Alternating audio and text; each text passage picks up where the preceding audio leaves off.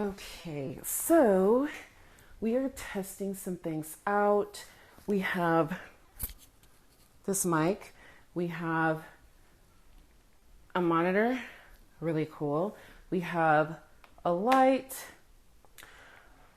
We're just trying to test things out. Welcome to my channel. If you're new here, subscribe if you vibe. I don't edit things, I just talk about literally whatever I want from the perspective of a Black immigrant neurodivergent person.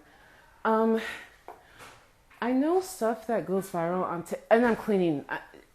The whole point of this is that I'm cleaning, and I wanted to make a video while I'm cleaning. I have ADHD. It is very difficult to, if I have a to-do list, like something's not getting done, this is kind of like killing two birds with one stone. I don't know. Maybe you'll find it therapeutic or like enjoy watching. I don't know. We're just kind of trying stuff out.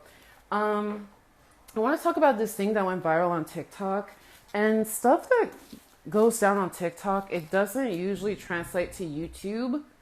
So I know not many people will watch this or look for this, and that's okay. We're a small channel. We're a very small channel. So if you subscribe, make sure you say hi in the comments so we can welcome you to the tribe. I read every single comment. There's this teacher on TikTok. You know what? Let me try to find him. There's this teacher on TikTok, and he really, he kind of disturbs me. So, here's a teacher. The students were undoing his braids. Okay. And the first time I saw this, teacher right here went viral. Was this teacher getting his braids taken the out? first time I saw this, it didn't bother me, but then there was a lot of discourse about it. A lot of people talking about how it was inappropriate, and this is how, what is that? This is how grooming starts. This is a grooming tactic, and it's unprofessional. And I was like, I don't know. Like sometimes students are just really comfortable with their teacher, but I definitely understood everyone's point. Like I understood what everyone was saying, but I could easily understand both sides. There was a lot of discourse because there are people who were defending him and people who were telling him this is unprofessional. And there were people who were trying to say if this was a woman, you wouldn't say anything. But the thing is, when it comes to teachers grooming students, of course, if it was a woman, people would say something. I get that probably it wouldn't be as big of news, but to the people who are uncomfortable by this guy, those people would still say something, because some of the most famous, inappropriate, predatory teacher-student situations are when the teacher is a woman. You know what I mean? Like, the gender doesn't mean anything. People are also saying, if he would, to the people defending him, people are saying if he was gay, if he was like flamboyantly gay, you would have a problem with it. If there were boys undoing his hair, you would have a problem with it. I am very not homophobic, so I actually had to teach myself. I had to learn. I had to learn history of LGBT, and I'm still learning. But I had to learn that, the stereotype with gay men is that they are predators. Like, that is the way that people think about them. That's a stereotype that, needs to be broken, or, people don't want that to be reinforced. So there's all this discourse. And at first, I was on the side of, I don't know why you recorded it, but, whatever. And then No, he said he got permission from the teachers, from the each student's parents. There was a media release form and permission. The school gave him permission, and that he does things like this with his students all the time. You know, he had a student paint his nails, whatever. I personally, I'm fine. And look, if you disagree, feel free to go off in the comments, because there might be something that I missed. But I personally feel fine if the student was the one who initiated. So when the girl was painting his nails, that is fine. That's the kind of thing that I assume the student asks, "Oh my gosh, can I paint your nails?" Like, you know, like, don't kids do that to you all the time? Like, "Oh my gosh, can I paint your nails? Oh my gosh." I'm like, sure. You know, I don't know. So I'm like, that's a cute little, it could be a cute little thing. But then I found out that he actually asked the students. The students didn't volunteer, like, "Oh, Mr. So-and-so, can we undo your braids? We can do that for you." He asked the students to help him. You know, another criticism is, "Oh, these students should be like, why aren't they studying math or whatever?"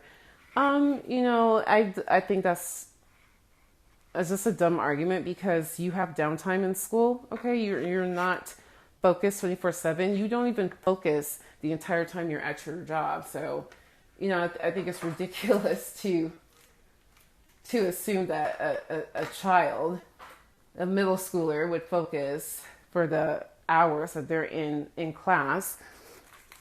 But hold on, what's this? Okay. But yeah, it made me uncomfortable that he asked them, because what that does is it creates a situation where there can be favoritism. Is this in the way? Okay. It creates a situation where there can be favoritism. So putting the predatory, grooming, all that stuff aside, because there are some people who are like, "Well, what if he's not? What if he's not a predator?" Okay, you know, we don't know. We don't know, but okay. But that aside, there's more reasons than that why it can be deemed unprofessional, because you are creating an environment that favoritism could apply. I think it's because I'm neurodivergent. I was highly sensitive. I was highly aware of favoritism. It made me very uncomfortable. It made me very upset, you know, because I just felt like this is an academic setting. We're supposed to be judged by our merit, you know. And sometimes you could just tell the teacher likes that student more. And when I said this in the comments, like, a lot of people were like, they agreed with me, or they're like, "Oh my gosh, I never thought of it that way." But every now and then there would be somebody who would like act like what I'm saying is dumb or doesn't happen or something. It 100% happens, and it's not dumb. You know, as a student, I'm concerned about that. Like, by the time I've been aware of it since kindergarten. It started happening in kindergarten. And I was a very good student. Everywhere I went with my mom, they were like, "Oh my gosh, your daughter's so good. She's so smart. She's so cute." But in school, I didn't feel any of that. What I'm seeing is the teacher is biased towards this one student. You know, when they give you the stars and stuff, and it's like, I never cause an issue. I do everything right. Why does Susie have more stars than me? And I saw her throw a temper tantrum yesterday. Like, I started noticing these things in kindergarten. Mind you, it could have been racism. I didn't know about racism back then. Oh, I could have charged my... This is my hair growth. This is my eye restore. I was wearing it, and then it died. Everything died. And I didn't realize I had the charger right here.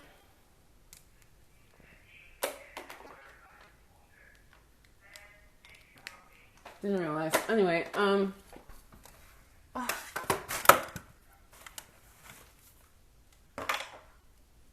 okay, so I noticed this in kindergarten. That's how early it can begin.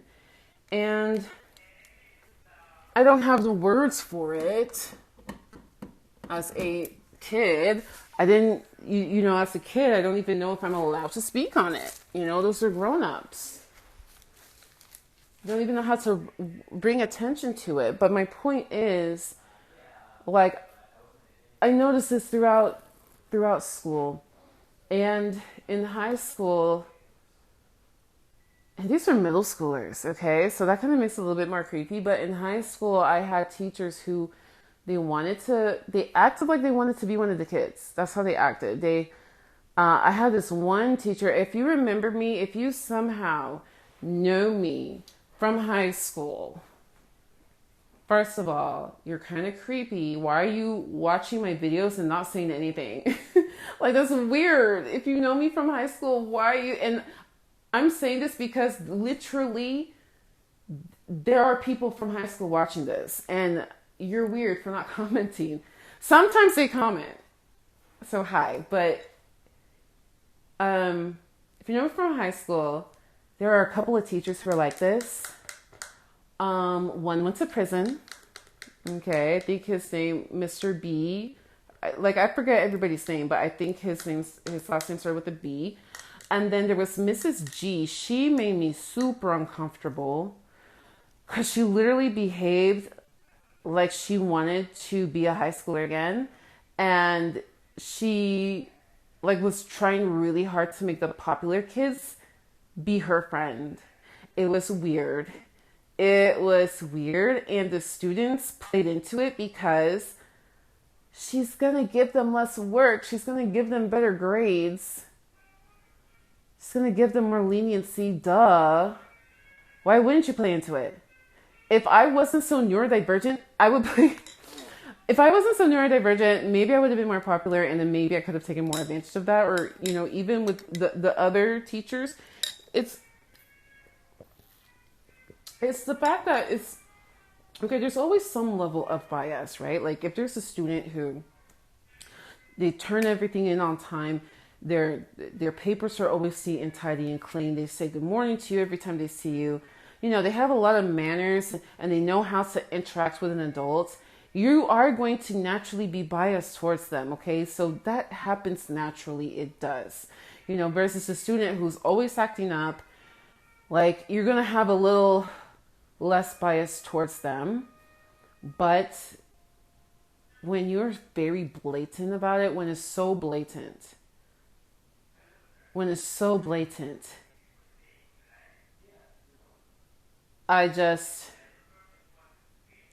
as a student, it added to my misery of being in school, like, who enjoyed high school? There are some people who enjoyed high school, but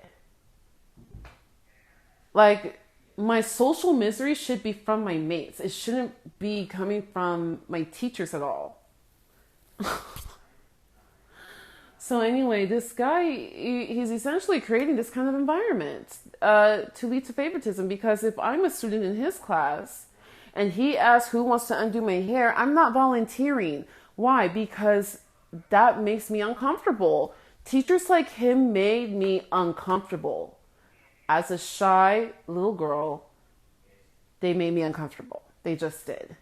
And there's no fault, there is nothing wrong with a little kid not being comfortable around an adult who's too friendly. There's absolutely nothing wrong with that. But I had experienced enough situations where I see the teacher as biased. Sometimes it's racism. As a kid, I didn't know what that was. I didn't know that's the thing, until I got older. And then I was like, oh, wow, that's probably why Susie got all the stars. She was literally blonde with blue eyes. Maybe that explains so much. Like, I was able to retrospectively look back on situations like, whoa, it probably was racism. Sometimes it was sexism. like I said before, I was a feminist at 7. So I learned what sexism was before I learned what racism was.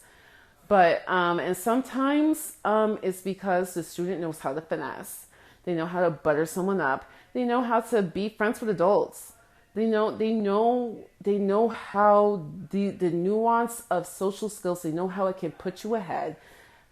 Someone neurodivergent like me didn't know that, didn't understand that, couldn't comprehend that, could not apply it. Even if you taught me, I did not know how to apply it. Okay, whenever I would apply it, it would be awkward and inconsistent. Point being, if I'm one of his middle school students and he says who wants to unbraid my hair, I'm not raising my hand. What I am thinking is another opportunity missed to have his favor. Another opportunity missed to have his favor. That's what I'm thinking as a kid. I'm thinking, man, I'm so jealous of them. They have his favor. I wish I wasn't so shy. You know, like that is what would be going through my head if I was in that classroom. Now, I could be wrong in that he might be sensitive to that and intentionally form connections with every student.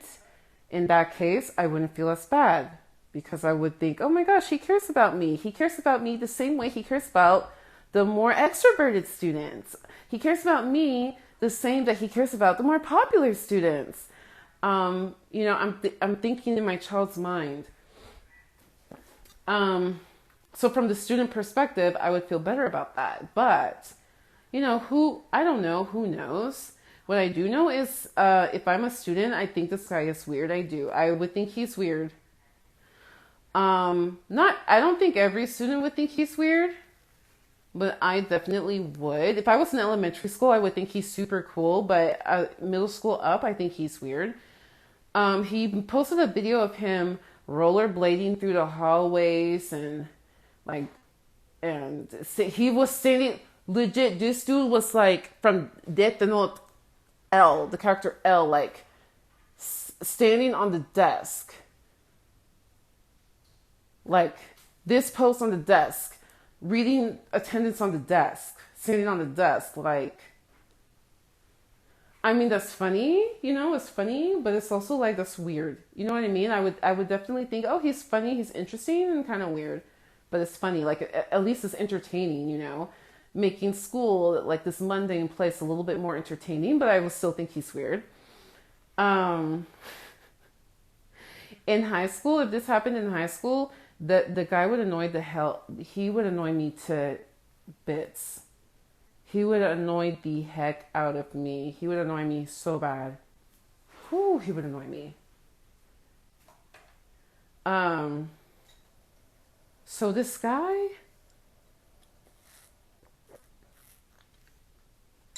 doubles down. He doubles down on it. He starts doing live streams defending himself. And he keeps calling the students his friends and his best friends. And, at first I'm thinking it's in the Blue's Clues way. The way that Steve will say, hey, friends, can you help me find the clue? That's what I'm thinking. In like the Miss Rachel way, in the Coco Melon way. But the more he speaks, the more I think it's deep into that. I think he really sees these students as his friends, as his best friends. On live streams, he's describing when people are calling him out for, why are you calling these students your best friends? He double downs on it. He says, I spend most of my day with these kids. They really are my best friends. I spend more time with them than anybody else. So they are. And, we have a connection, this and that. And it's like, bro, that is...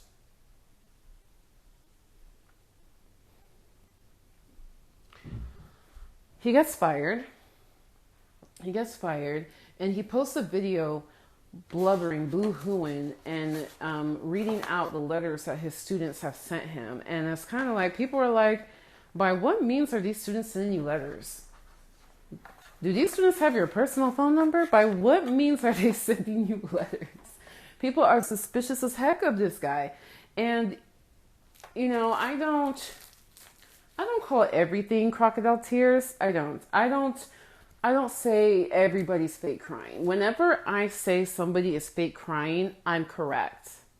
I am correct. I'm never gonna forget when y'all try to eat me up for saying that mysterious tea lady was fake crying. She was.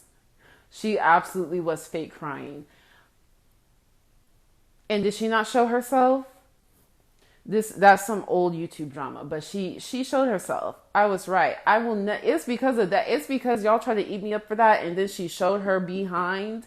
She showed herself and proved I was right. That I'm like, I will never again. This is why I say, if you vibe, subscribe. I have no qualms if you don't vibe to just leave. We are chilling. We are FaceTiming. But I was like, I will speak my piece.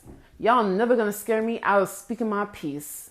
Because if I say it, so people try to chew me out for my video on the Dad Challenge podcast, only for literally years later. Oh my gosh, you were so ahead of your time. You were so right. Duh. If I say it, I'm usually right. Okay. I'm not gonna say he was fake crying. I don't know. Maybe he was. Okay. Like I'm trying to keep my being correct score high. So I don't know, but it's just weird. It's off-putting. It's weird. There's something weird about this guy. There is something weird about this guy. Now, can you be a teacher who's weird? You can. You know, like being kind of weird does not disqualify you from being a teacher. But, I was looking for this. It doesn't disqualify you from being a teacher, but it is something to think about. And I don't have children. I don't have children yet. I do not have children. But this whole debate about this teacher has, made me think about things that maybe I never would have thought of. You know what I mean? Like, already I'm weary of sending my kids to American public schools. I'm weary of it because, first of all, the education, it's not good education. They don't teach you anything. Do you remember world history? If you took world history in the United States, can you tell me anything about the Chinese Empire, the Ottoman Empire, what's his name? Mansu, the English name Midas, the Midas Empire in Africa. Can you tell me anything about those? No, the only thing, can you tell me about what happened in Argentina? You can't. The only thing you can tell me is Greek and Roman stuff. You can tell me about the Library of Alexandria.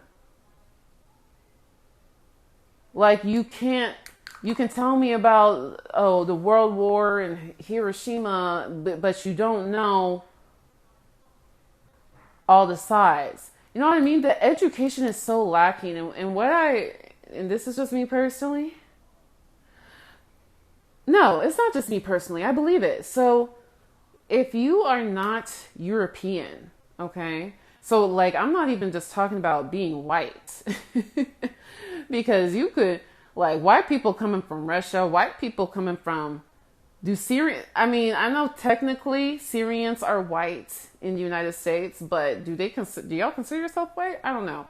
My point is the origins of a white person is more than just Europe. But so specifically, if you're a European white, if you identify with WASP in any way, that's the word I'm looking for. Anglo-Saxon. That's the word I'm looking for. If you identify yourself as an Anglo-Saxon, you go to public school and you learn about yourself. You learn about your history. You learn about yourself. That is subconsciously empowering. If you are not, if you're anybody outside of that, you don't learn about yourself.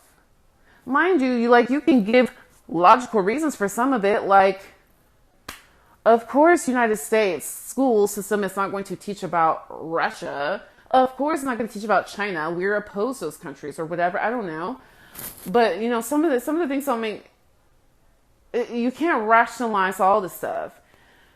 You don't learn about yourself. You have to learn about yourself through other means. If you are an immigrant or lucky enough to, have an immigrant parent or grandparent, you can learn through them. But, what about people who have been here for generations?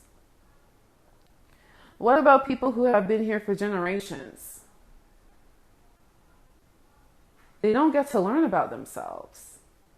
Not even in a world history class. Not even in a world history class. And that's a problem to me, because I think when you don't learn about yourself, you don't get to have a strong sense of identity that others have. Other people who get to learn about themselves, they have a greater chance of having a higher self-esteem, a higher self-identity of where they fit in the world. And they get to, but in my opinion, it is good to learn about everyone, because you'll have a high esteem of yourself and you can respect other cultures for what they are, because you actually know the history of it. You actually know their history. You know your history, you know their history. You know how and why things happen. You know how and why things are the way they are today. I think that it's empowering intellectually and emotionally, spiritually. And you cannot get that in public school. So, just that reason alone makes me so weary of public school, okay? I don't like it. I don't like that you're not going to teach my kid about themselves. At best, you're going to tell them about George Carver inventing peanut butter during Black History Month. And that's the best I can hope for. You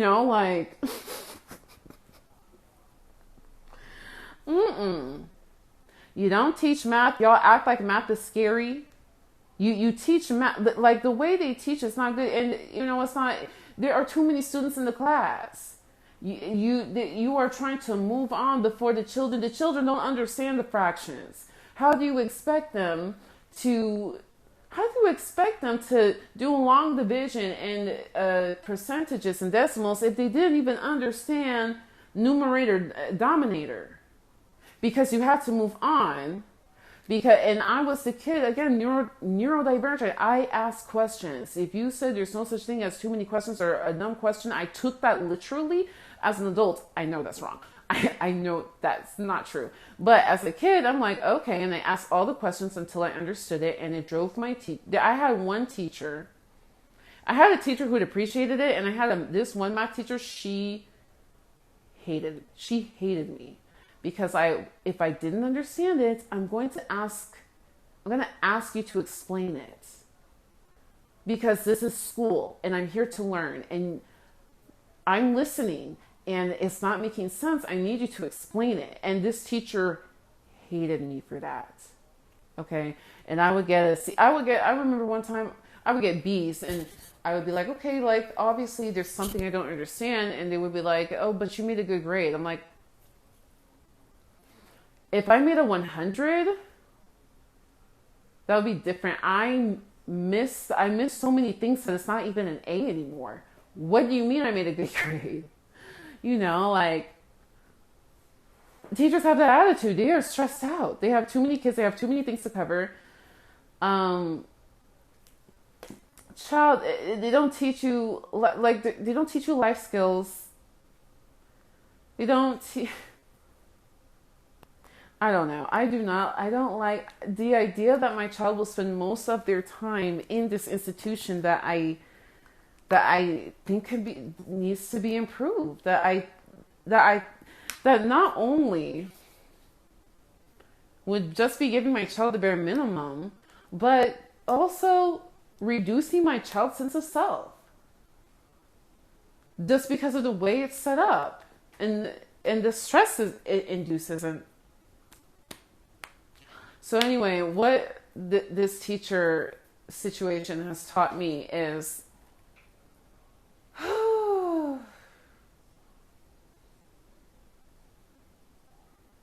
I don't even know how to articulate what it's taught me. I don't know. It's giving me further confirmation of I don't know.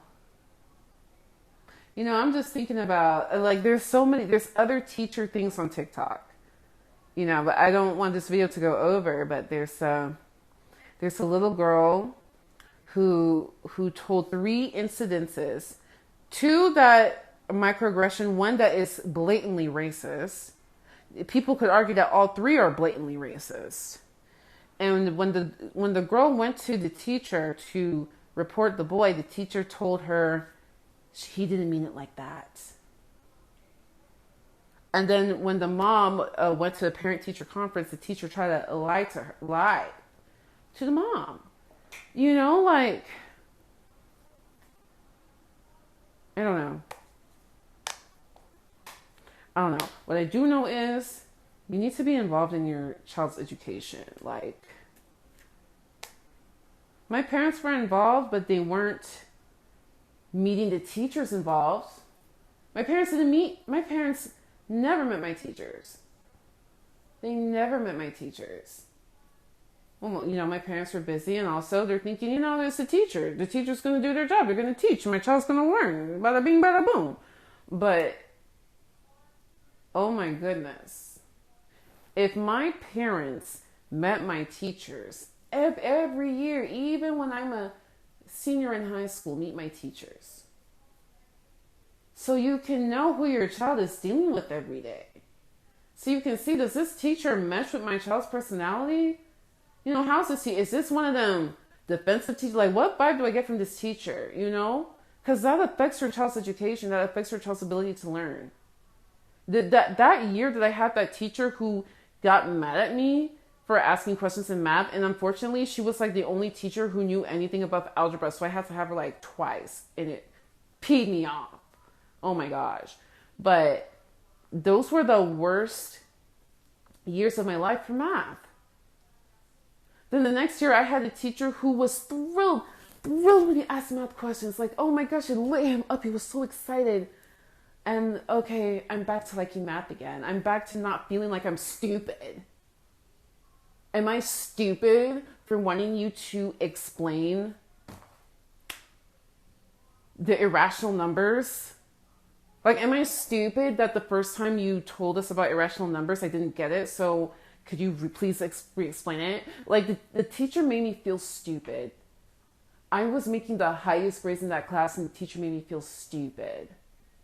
Like, the personality of these teachers can affect your child and affect your child's ability to learn.